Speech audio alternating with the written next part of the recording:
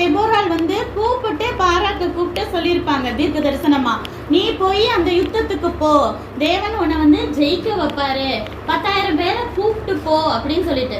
அப்போ இந்த தீர்க்க தரிசனம் யார் சொன்னது? தேவனே சொன்னது. ஆனா அந்த பாராக்கு என்ன செஞ்சுட்டே இருப்பாரு? போகாம டிலே பண்ணிக்கிட்டே இருப்பாரு. அவருக்கு கொஞ்சம் பயம் இருந்திருக்கலாம், யுத்தத்துக்கு அதுக்கு முன்னாடி போயிருக்க மாட்டாருன்னு நினைக்கிறேன். அதனால பயந்துகிட்டே இருக்காரு. அப்ப திரும்பவும் தெபோராள் வந்து என்ன செய்யறாங்க? கூப்பிட்டு சொல்றாங்க, நீ போ, உன்னை நான் ஏற்கனவே சொன்னேன்ல, நீ ஏன் போக மாட்டேங்கிற அப்படின்னு சொன்னா அவரு சொல்றாரு, நீங்களும் என் கூட வந்தாதான் போவேன் அப்படின்னு சொல்றாரு. யுத்தத்துக்கு எங்கேயாவது லேடிஸ் போய் பார்த்திருக்கீங்களா? நம்ம இது வரைக்கும் பைபிள்ல படிச்சதுல இஸ்ரேல் ஜனங்கள்லாம் போனதே கிடையாது. சரியாவா? இவங்க வந்து சொல்றாங்க, சரி நானும் உன் கூட வர்றேன் அப்படின்னு சொல்லிட்டு. ஆனா இந்த இதுல ஜெயிக்கிற மேன்மை, அதாவது இந்த புகழ் வந்து ஜெயிச்சாலும் உனக்கு இந்த புகழ் கிடைக்காது, வேற ஒரு பெண்ணுக்கு தான் கிடைக்கும், அவதான் இதுல ஜெயிப்பா அப்படின்னு சொல்றாரு.